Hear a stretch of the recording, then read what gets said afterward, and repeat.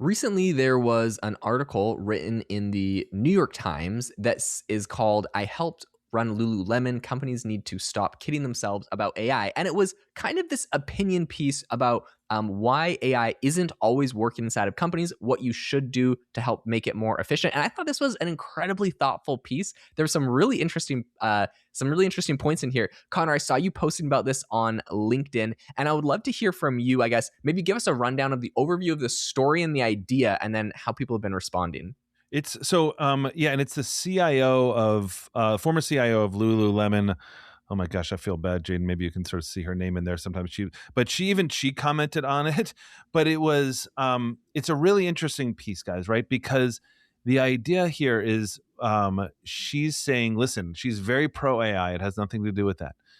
The idea is that when people are using AI and being sold AI, they're being sold essentially like demos, and they're being sold essentially magic. So this is like one of her huge points here, which is that the demos work amazingly well. But the problem sort of like isn't really with the technology. It's that AI can't solve all the things that these vendors are saying that it can solve. So again, this is not anti-AI. This is anti this idea that AI just solve stuff. And the reason is because AI like has to work with good data, number one, and number two, it has to work with good decision making. And Jaden, this is what we see all the time. So at AI Mindset, obviously, when we work with these huge companies and we do company-wide transformations with AI and things like that. But what we do not do, Jaden, and sort of like this from like our whole Microsoft research project and all that kind of stuff, was this idea that what we don't do is we don't sort of come in and say like, hey, here are the features, here's what it does, here's your use cases, all that sort of stuff, because that stuff doesn't work. You have to get to what do you guys need to solve, because AI can only be a tool. Now, what I've just said is the most obvious thing in the world. Nobody tuned into AI Applied to hear us say like, this is human first or anything like that. The point is with this Lululemon article, or the former CIO of Lululemon, she's saying that unless we understand that I think AI it's is Julie not. Averill, by the way. Thank you, Julie Averill. Thanks for saying that. The idea here is that unless we start realizing that all this thing does is sort of like augment decisions, all this thing does is sort of like sort through great data, all that sort of stuff, we're going to keep on running into these failures. And even though I hate that whole thing about MIT, quote unquote MIT thing about 95% of pilots fail because it was just it was a bogus study. Yeah. But a lot of them do fail, and they fail because there's a misunderstanding about what AI does and what it can do. That's number one. The other part of the piece is about AI washing and companies saying that they laid off 4,000 people because of AI, which is utterly ridiculous, because think about what would have to happen in that situation. It would have to be like somebody would have to learn AI so well that they could look at their neighbor and be like, I can do your entire job with AI and do my entire job with AI, which means I can do all your decision making. I understand all your processes. It's ridiculous. People are not firing people because of AI. They may not be hiring as much, but they're not firing. The point is that, and again, this is going to sound obvious, but it's a cliche for a reason. AI can only do augmentation of what you do. And Jaden, I wanted to sort of like point that out because this got a lot of traction in the New York Times. It got a ton of traction when I posted it on LinkedIn. But when you are running AI Box, right, which is phenomenal, quick pitch for AI Box. It's like less than $10 a month, and you can try all the models next to each other. There's workflows in it. It's incredible. It has an MCP. Just check it out. But you build the software company, and there are times when you are using AI, and there's times when you just need a basic thing. You just need a deterministic model. Like, do you know what I mean? Like, AI is not the magic thing, even for you who's running an AI company. What's been your experience on that? Yeah, 100%. I think there's just a really interesting distinction that I'm seeing, which is so often people are like, AI is going to replace all video editors. AI is going to replace all ad companies. AI is going to replace whatever. Like, you fill in the blank of your job and every other job, and AI is going to replace all of that. And then what they do is they proceed to like show off a tool that can be used by people in that industry to do the thing. And they're like, it's going to replace the industry. It doesn't replace the industry, because here's what's actually happening.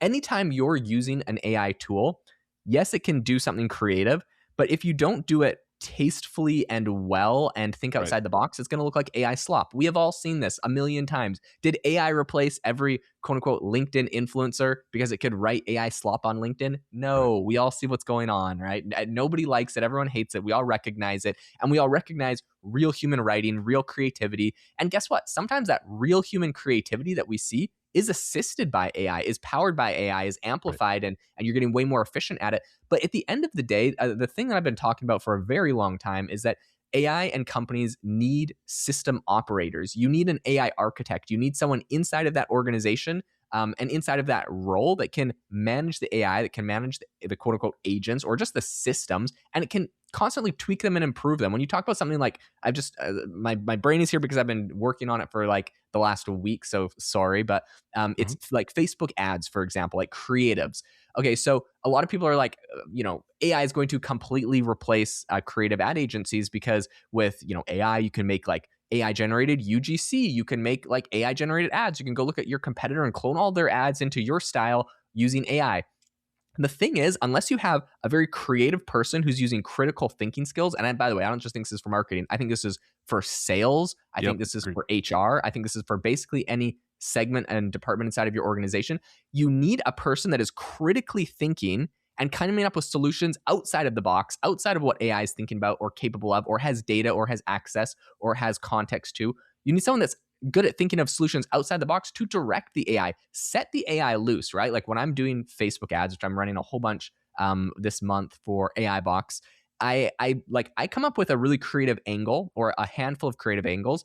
I let Facebook test them. It picks the winner, and then I have AI help me take that winning ad and scale it and make 10 to 20 variations of it. Now, that's fantastic, and AI is really good at it, but I'm the one that has to come up with it in the first place. Exactly. I'm the one that's Exactly. going and scouting and finding variations and coming up with the angles, and AI is like, "Okay, I made this thing." And I'm like, "Okay, like fundamentally it's correct, but like it's going to fail because you have Exactly. XYZ thing." Even Exactly. if it's something as small as like that ad looks great except there's a giant M dash in the middle of it, and I know everyone that has seen that ad is going to know where it came from and is not going to click on it. Like, so there's just sometimes these big glaring obvious things. It does that mean AI is like bad? And I know everyone loves to dunk on AI, like, oh, it's so that's the other end of it, right? There's like the AI is going to replace us all, and then there's the people that are like dunking on AI, like, look at how dumb it is. It messed up and Hmm. added these M dashes and looks obvious. Okay, like those are very different things. Use it to amplify. Use your critical thinking, your own critical thinking, to come up with good ideas, directions, campaigns, strategies, creativity.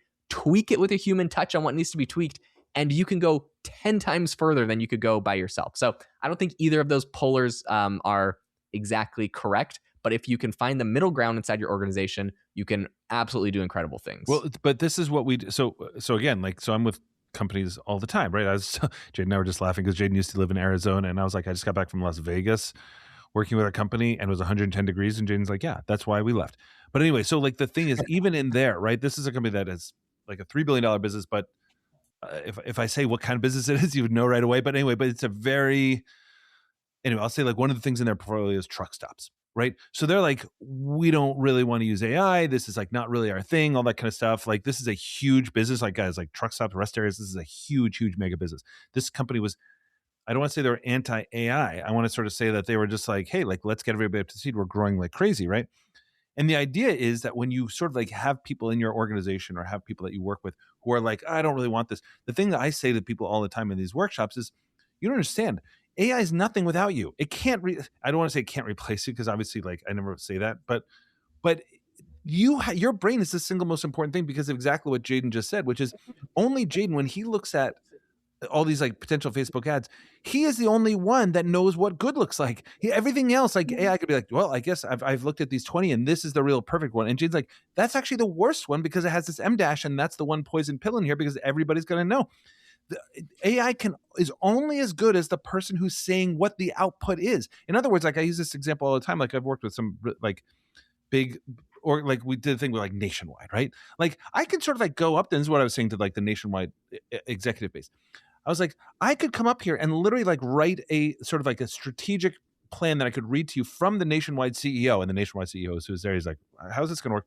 I'm like, but here's the thing. It's going to sound great. And to everyone, it's going to sound like amazing, all that kind of stuff, except to the people in this room, because you know that it's not going to be right, but it's going to sound right. That's the whole thing. So it has to sort of like be that. The other thing on this is about like, besides judgment, is about like the data. So like one of the things that was in this article is like, well, you know, you really need human judgment, you need good data.